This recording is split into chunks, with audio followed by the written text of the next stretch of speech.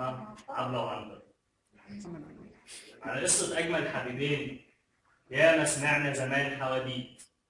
على عنتر عبس المغوار فارس شاعر عالي الصيت، وحبيبته عبلة الأمورة أصل وعز وعيلة وبيت.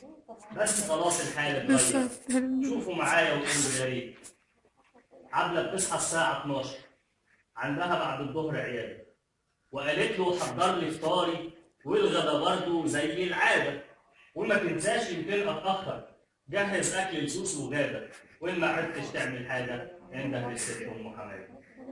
ما هي عبولة بقت دكتورة زي الشوك في الورد لطيف، وسي عنتر قاعد في البيت بيدور مش لاقي وظيفة، عايز واسطة عشان يتعين وما فيش عنده ولا تعريفة علشان يدفع له المعلوم، وجيوبه زي الصين نظيفة.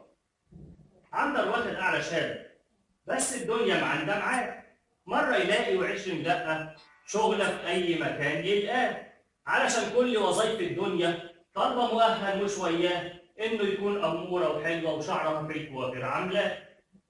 رجعت عبلة بتشخط فيه، لسه الأطباق مش مغسولة ولا خلصت غسيل ولا غيره ولسه هدومي كمان مبلولة.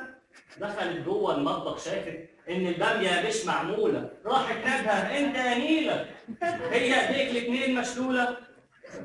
وقعد عنتر يندب حظه وهو بيغسل في الملايات، بيقول فين أيامك فين، يتحسر على كل ما فات. لما الراجل يدخل بيته تقف العيلة بحالها ثبات، بس الستات أصبحوا رجالة والرجالة بقت ستات.